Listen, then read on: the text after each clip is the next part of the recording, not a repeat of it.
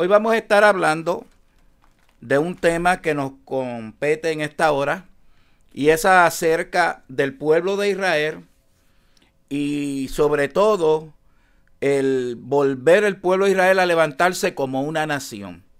Mientras yo estaba recientemente orando a Dios acerca de estos temas, pidiendo dirección, sabiduría a Dios, para que Dios me revelara, ¿verdad? Su palabra y pudiera traer una interpretación correcta.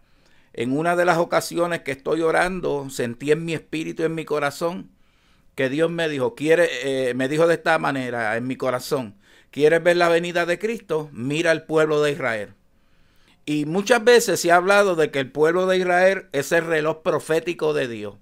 Y yo quiero decirte en esta noche, a ti que me estás escuchando a través de la radio, que sí, que correctamente, hermano. Hay varias cosas bien importantes. Jesucristo no podía venir hasta que el pueblo de Israel no estuviera en su nación. Hablar de la venida de Cristo antes del 1948 y decir que Cristo venía en ese tiempo era un conflicto, era algo difícil. ¿Por qué? Porque el pueblo de Israel todavía estaba en la diáspora, disperso por todo el mundo y no estaba como nación. ¿Por qué yo digo esto? Porque la palabra profética claramente habla del retorno del pueblo judío a su tierra y levantarse nuevamente. Y siempre que habla de los judíos estar en su tierra y tener a Israel como su nación, entonces era que presentaba los eventos de los últimos tiempos sobre la gran tribulación y la venida de Jesucristo. No cabe la menor duda que cualquier mensaje profético que se haya llevado a cabo antes del 1948 diciendo que la venida de Cristo era en esos tiempos fue totalmente errado, equivocado. Es por tal razón que muchos de los que profetizaron la venida de Cristo, me refiero como al caso de los adventistas, o más bien Miller, que dijo que Cristo venía en el 1844, y los adventistas estuvieron esperando ese evento y no ocurrió. Posteriormente han habido otras enseñanzas, aunque Miller reconoció el error de su profecía, pero después han habido muchas enseñanzas y es el problema de siempre, que cuando no aceptamos los fracasos y los errores, entonces queremos enmendar cosas y lo que hacemos es complicar más las cosas. Lo mismo le sucedió a los llamados testigos de Jehová, que su líder Russell profetizó la venida de Cristo y como no ocurrió en el año que él dijo, después posteriormente dijo que venía en el 1914 y como Jesucristo no vino, pues dijo que vino espiritualmente. Es decir, que la venida de Cristo nadie la vio, pero espiritualmente y que vino. Mira, hermano, Cristo está espiritualmente con nosotros desde el tiempo que fue glorificado y sentado a la diestra del Padre. Pero la gente comete los errores proféticos y hablan cosas que son inciertas y después no quieren aceptar sus errores y sus falsas profecías. Pero mucha gente ha hablado de la venida de Cristo. Pero en este tiempo que estamos viviendo, podemos hablar con certeza del retorno de Jesucristo y los eventos finales. ¿Por qué? Porque ya Israel está en su nación. Ya Israel está en su tierra. Y yo puedo hablar de muchos libros que hablan acerca del retorno del pueblo de Israel a su tierra, pero voy a utilizar el pasaje de Ezequiel capítulo 37. Ezequiel 37, y es un pasaje bíblico bien conocido porque es el valle de los huesos secos. Y yo quiero que tú vayas conmigo a ese pasaje bíblico para que tú veas lo que dice la palabra.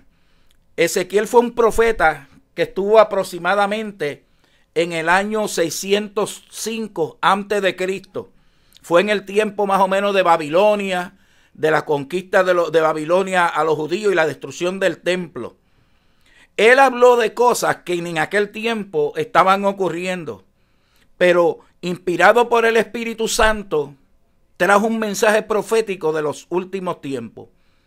Y quiero también decir que este mensaje profético que trajo Ezequiel es un mensaje que ya para nosotros es una realidad. Ya esto es historia. Ya está como algo histórico. Por ejemplo, cuando vamos al capítulo 37 del libro de Ezequiel, mire cómo dice: la mano de Jehová vino sobre mí y me llevó en el espíritu de Jehová y me puso en medio de un valle que estaba lleno de huesos y me hizo pasar cerca de ello por todo en derredor. Y aquí que eran muchísimos sobre la faz del campo, y por cierto secos en gran manera. Interesantísimo. Un valle de huesos secos. Cuando Ezequiel vio los huesos, dice que estaban secos, pero en gran manera. Esto es ver una realidad donde parece algo imposible. Un valle de huesos secos, y no solamente estaban secos al extremo. Y esa es la visión que Dios le está mostrando al profeta.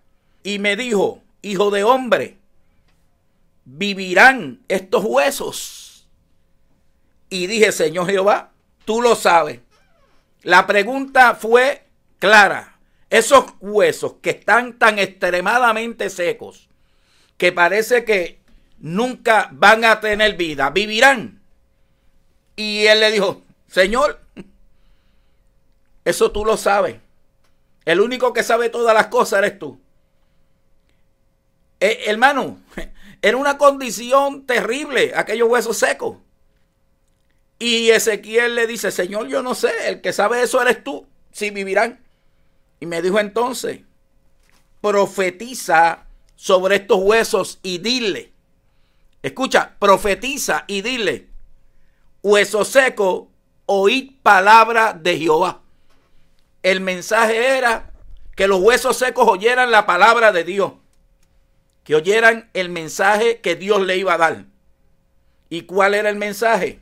Mire cómo dice: así ha dicho Jehová el Señor a estos huesos: he aquí yo hago entrar espíritu en vosotros y viviréis, y pondré tendones sobre vosotros, y haré subir sobre vosotros carne, y os cubriré de piel, y pondré en vosotros espíritu, y viviréis, y sabréis que yo soy Jehová.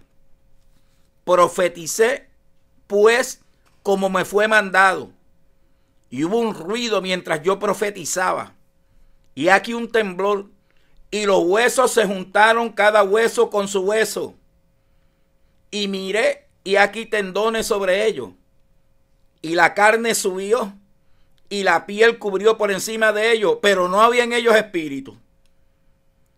Tremendo. Cuando la palabra de Dios fue profetizada y el mensaje del mensajero llegó, inmediatamente esos huesos empezaron a unirse hueso con su hueso, y empezaron a salir los tendones y empezaron a levantarse, y hubo un temblor y los huesos se juntaron cada uno. Cuando miró, todos esos huesos, cada uno se estaba unido a su propio cuerpo, pero en ellos no había espíritu. No había espíritu en ellos todavía. Y me dijo: profetiza al espíritu, profetiza, hijo de hombre, y di al espíritu: así ha dicho Jehová el Señor, espíritu, ven de los cuatro vientos y sopla sobre estos muertos y vivirán. Y profeticé como me había mandado, y entró espíritu en ellos, y vivieron.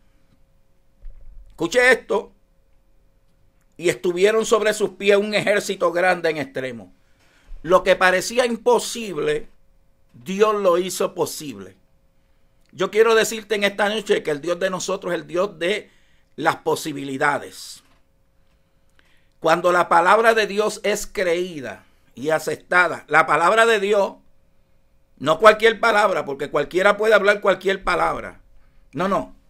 Cuando la palabra de Dios es proclamada, el Espíritu de Dios empieza a obrar a través de esa palabra. ¿Por qué?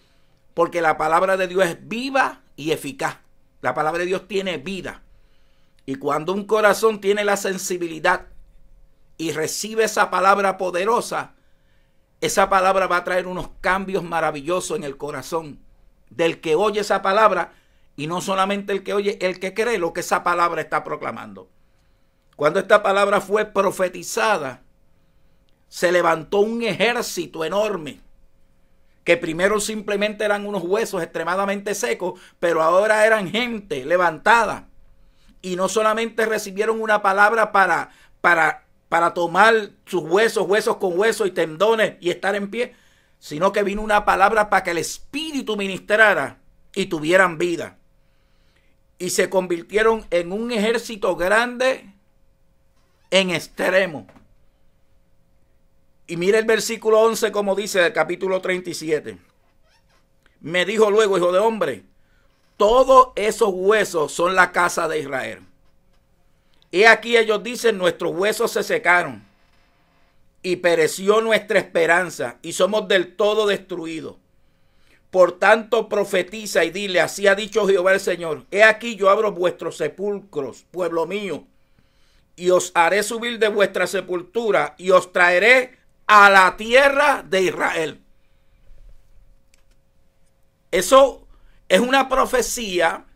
Ni aún el mismo Ezequiel sabía por qué él estaba hablando acerca de esa palabra y de la condición que estaba el pueblo de Israel. ¿Por qué? Porque el pueblo de Israel todavía no estaba en la diáspora, no estaba todavía disperso por el mundo. En aquel tiempo habían unos conflictos bélicos, pero todavía estaban en su tierra. Pero como el Dios de nosotros sabe todas las cosas, sabía que en tiempos después, posteriormente, el pueblo de Israel iba a sufrir la desgracia de ser expatriado y salir por el mundo y estar disperso en todos los confines de la tierra. Y entonces, al estar fuera de su patria y estar por todo el mundo vagando, eran como ser huesos secos, secos en gran manera. Una nación sin patria, sin su tierra, dispersos por todo el mundo, en diferentes países, en diferentes naciones. Eran huesos secos, no había esperanza. Parecía que nada bueno iba a ocurrir en este pueblo. Pero el mensaje de esta profecía es que Dios levantaría al pueblo de Israel y que los haría subir de su sepultura y los traería a la tierra de Israel. Lo que indica es que el pueblo de Israel proféticamente iba a volver a su nación. Hay un texto bíblico que hoy estaba leyendo que dice, nacerá una nación en un día. Efectivamente, Israel nació en un momento histórico. Aquí el Ezequiel también dice, yo os tomaré de las naciones y os recogeré de todas las tierras y os traeré a vuestro país. Mire qué interesante. Y van a estar dispersos, pero Dios los traería nuevamente allí a su tierra, a Israel, que hoy en día se conoce como Palestina, pero que es la tierra de los judíos, que Dios se la dio, y que luego de estar dispersos como los huesos secos, Dios los traería.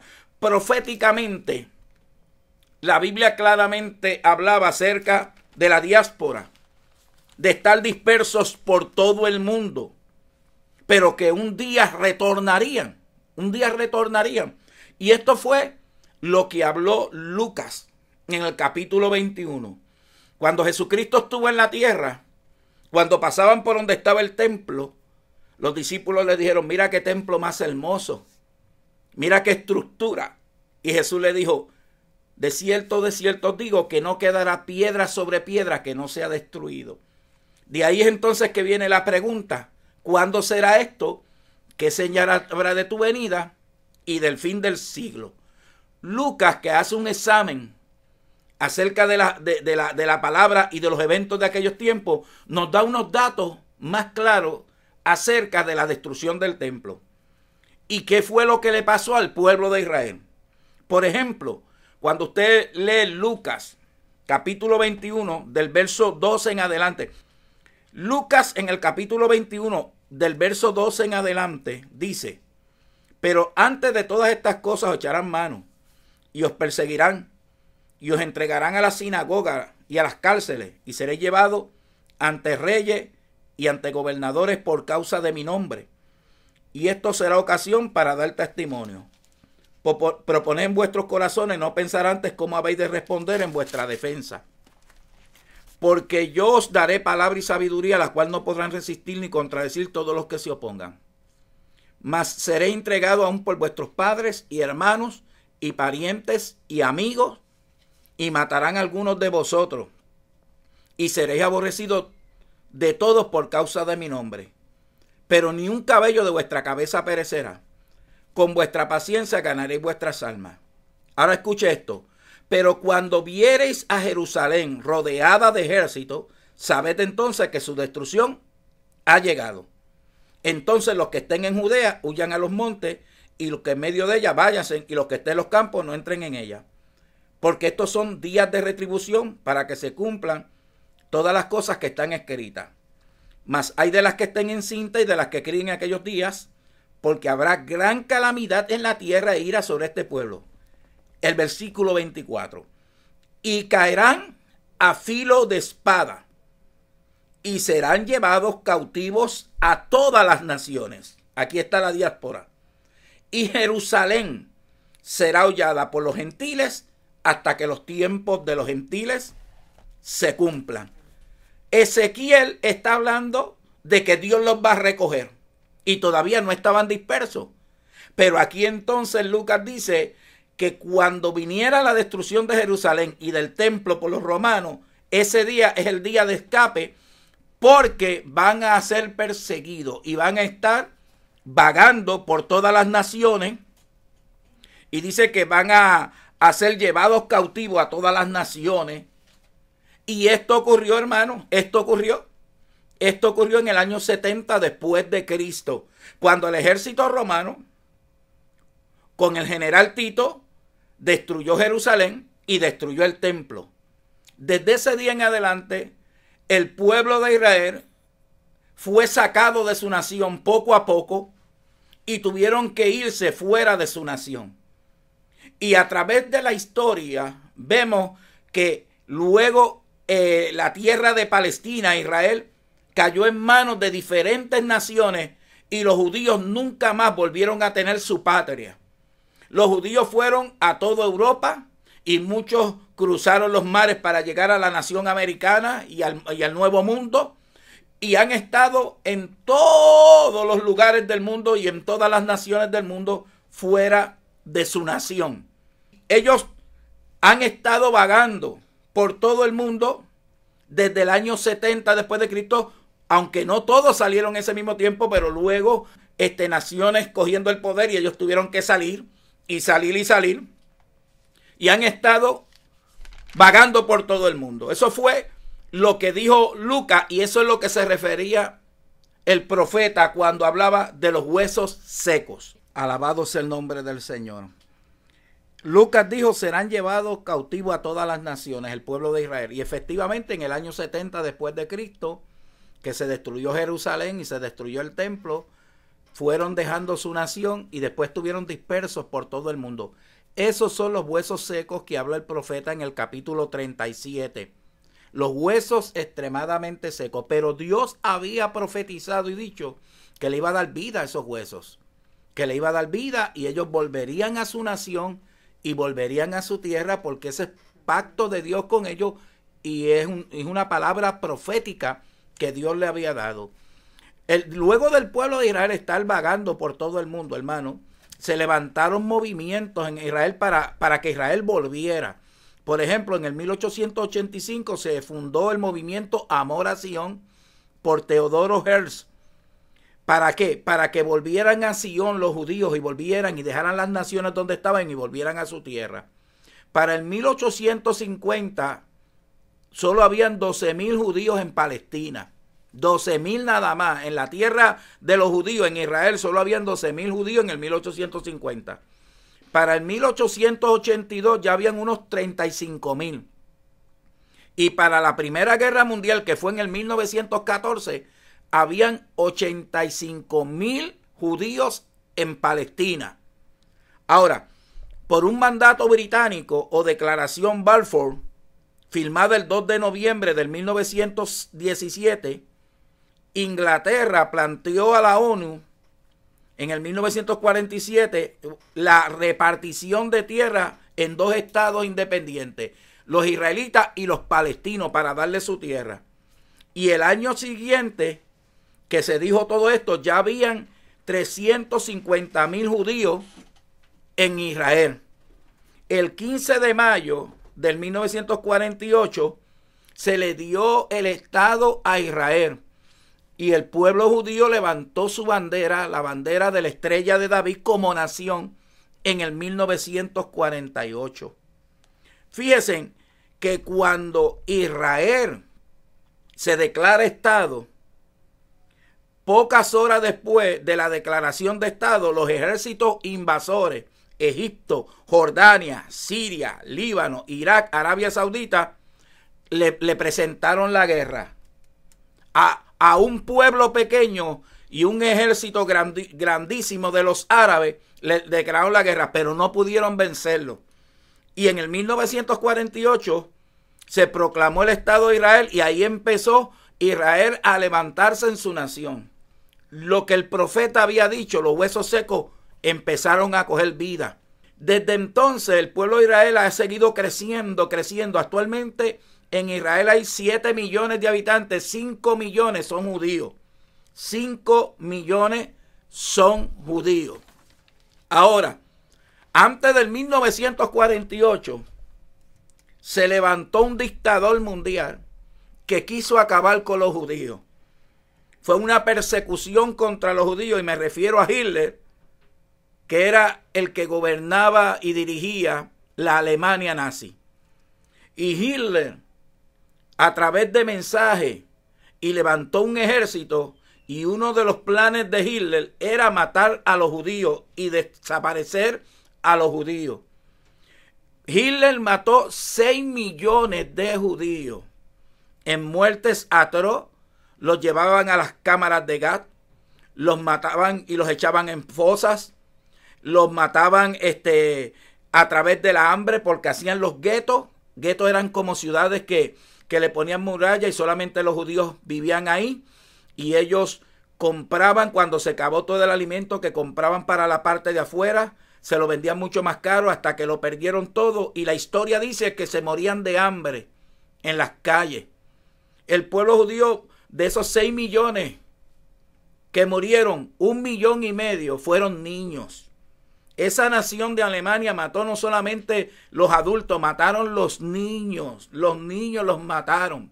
Fue una pérdida de humanos increíble, con los dolores y las tragedias más grandes que han habido en la historia.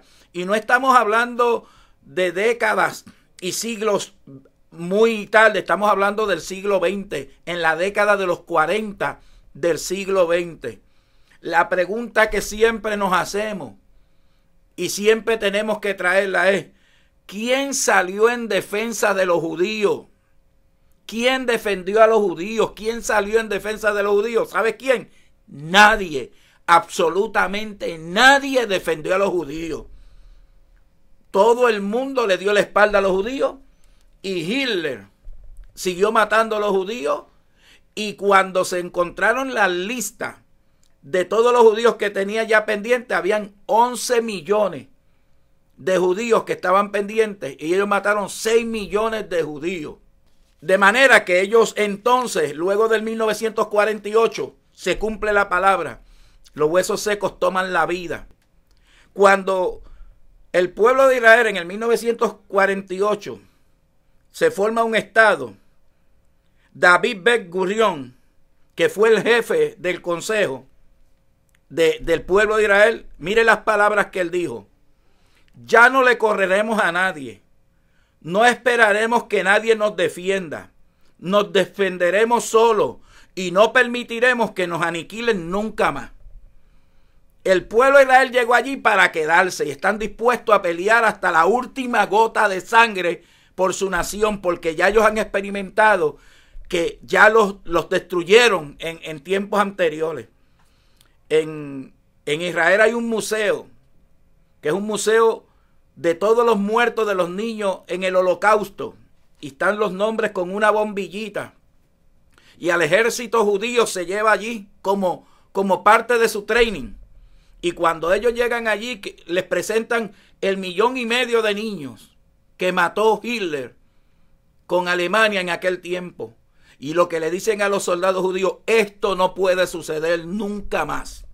Esto no puede suceder. De manera que el pueblo de Israel está arraigado en su patria. Y es un pueblo guerrero y está dispuesto a defender su nación, aunque está rodeado totalmente de enemigos. Porque en la parte norte está los libaneses, está Siria, está Turquía, más adelante está Irak, Irán, Jordania, Arabia Saudita, y todo eso, todos esos países son árabes y son enemigos de los judíos y no quieren tener a judíos allí. ¿Usted sabe por qué? Porque los árabes proclaman la religión musulmán como que Alá es Dios, el único Dios. Y ellos no quieren a los judíos allí porque los judíos proclaman que el único Dios verdadero que existe es Jehová. Y ese es el único Dios que proclama la iglesia. Fuera de Dios no hay otro Dios y no hay quien salve. Y nosotros proclamamos el señorío de nuestro Jehová Dios a través de la persona de Jesucristo. De manera que los judíos del 1948 han estado en su nación. Pero Jerusalén, que era la capital y era la ciudad de Sión y era la ciudad de David y es la ciudad de Dios, todavía estaba en manos de los jordanos. Pero en el 1967 hubo una guerra que se conoce como la Guerra de los 6 días, hermano. E Israel peleó contra muchos enemigos. Y luego de pelear contra muchos enemigos, lograron dominar. Y Jerusalén vino a ser nuevamente de los judíos. Ahora escuchen. Lucas dijo, y Jerusalén será hollada por los gentiles hasta que el tiempo de los gentiles se cumplan. Van a estar dispersos por todo el mundo. Jerusalén será hollada por los gentiles hasta que el tiempo de los gentiles se cumplan. Quiero decirte algo. Yo no sé si tú opinas igual que yo o no opinas, pero te voy a decir algo.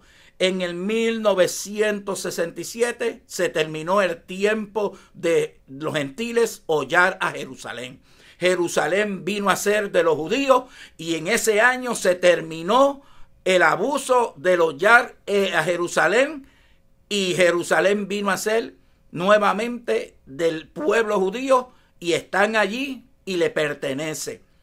Lucas dijo, Jerusalén va a ser hollada por los gentiles hasta que el tiempo de los gentiles se cumpla. Lo que quiere decir es que ya Jerusalén no está bajo la soberanía de ningún gobierno gentil. Le pertenece a los judíos. Y el 1967 es el enlace para la última semana profética de los 70 años. Escuchen bien, hermano.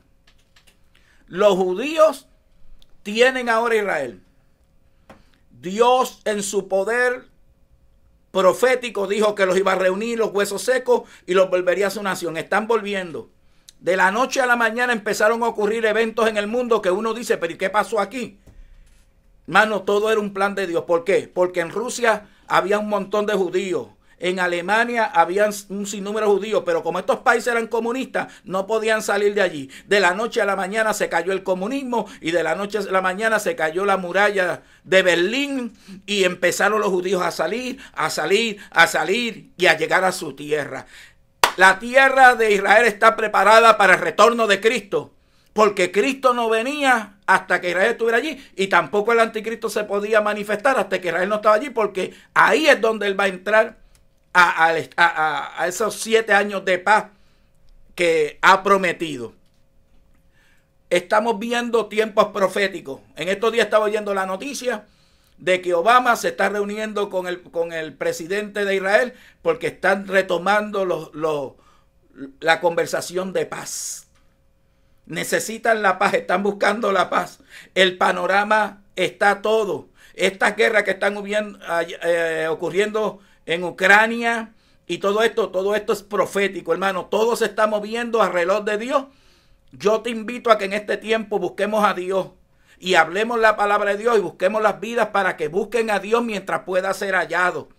Porque pronto vamos a ver eventos que no caben duda que son los eventos que nos van a demostrar claramente que Jesucristo viene y viene ya.